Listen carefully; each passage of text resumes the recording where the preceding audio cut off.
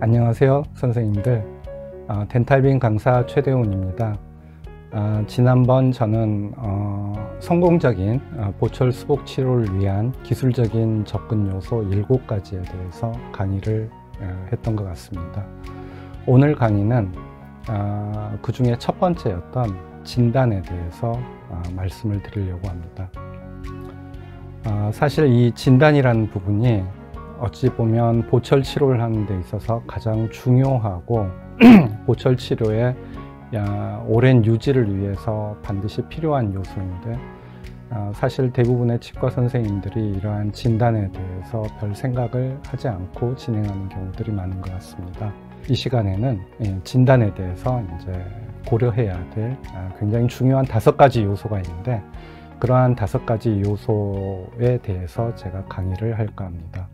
우리가 치과 임상을 하는 목적은 첫 번째, 환자가 가지고 있는 질환의 원인을 먼저 제거를 해야 됩니다.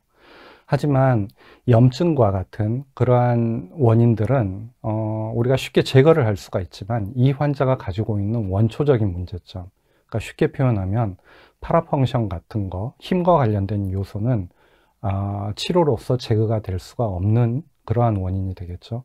그래서 이렇게 제거할 수 없는 원인들은 조절을 해줘야 합니다. 두 번째로는 손상을 받은 조직이나 교합을 반드시 회복을 시켜줘야 합니다. 그리고 이를 통해서 기능이 회복이 될 수 있도록 해주어야겠죠. 이러한 경우에는 교정을 동반한 이러한 보철 치료, 요즘에는 임플란트 같은 것들이 있겠죠. 그리고 이러한 기능들이 반드시 심미와 조화를 이룰 수 있는 조건이 되어야 될 것 같습니다. 그리고 마지막으로 우리가 해놓은 보철 치료가 정말 오랜 기간 유지가 될 수 있다면 정말 좋겠죠. 저는 93년 조선대학교 치과대학을 졸업을 해서 94년부터 임상을 시작을 했습니다. 2004년까지 한 10년 동안의 기간 동안에는 사실은 치과 의사였지만 치과 치료를 했다라기보다는 그냥 부분적인 보존 치료 혹은 싱글 크라운 위주의 치료를 많이 했던 것 같습니다. 제 생애 최초로 제가 풀마우스 리해빌리테이션을 진행을 한 거는 2004년 즈음이었습니다. 제 인생의 최초의 풀마우스 리해빌리테이션 증례였는데, 원래 환자분은 하악의 덴처를 사용하고 계셨고, 그리고 이제 오랜 기간 그 덴처를 사용을 했기 때문에 덴처의 형태도 불량을 했고, 대응하는 대합치아의 형태들도 좋지 않았습니다.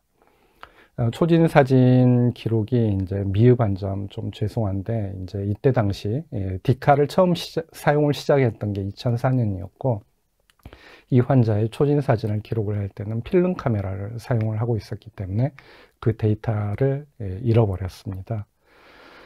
자, 2004년에 제가 이제 보철 치료를 마무리할 즈음 얼마나 최선을 다해서 했겠습니까?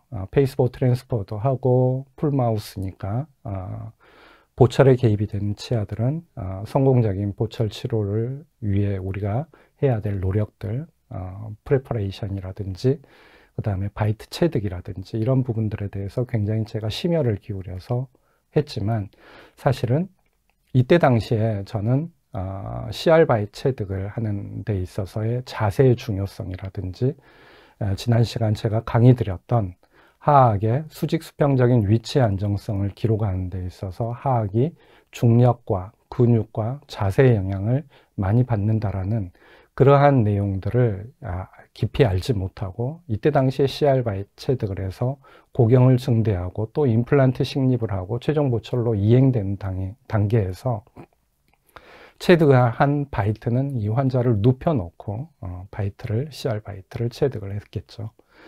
그러다 보니까 하악이가 약간 후방으로 이렇게 밀려 들어가는 상태에서 최종 보철물이 제작이 됐었고, 정말 교합기를 통해서 열심히 만들었음에도 불구하고 실제 환자의 구강 내에 이 보철물이 들어갔을 때는 전치부만 닿고 구치부는 떠 있는, 왜냐하면 하악이 후방으로 밀려 들어갔기 때문에 보철물을 장착한 상태에서는 하악이 다시 전방으로 나오겠죠. 그러니까 전방에서만 부딪히고 후방에서는 닿지 않는 그런 문제가 발생이 됐습니다. 그래서 그런 부분들을 다시 케어하는 과정 중에 어쩔 수 없이 상악의 전치부에 대한 보철이 추가가 됐었고, 왜냐하면 교합 조정을 할 수 없을 정도의 양의 편차가 있었기 때문에. 결국은 최종적으로 보철을 이렇게 교합 조정을 통해서, 그리고 전치부의 추가적인, 상악 전치부의 추가적인 보철 수복 치료를 통해서 전치부를 약간 플레이아웃 시키면서 케이스를 마무리를 할 수 있었습니다. 2005년에 드디어 케이스가 완성이 돼서 기록한 사진입니다. 교합의 양식은 가능하면 구치이개가 가능한 양식을 부여를 했습니다. 이후 세월이 흘러 14년 정도 경과가 된 후의 팔로업 사진입니다. 2005년 치료가 마무리됐을 때 했던 보철물이 교환된 것은 전혀 없고요.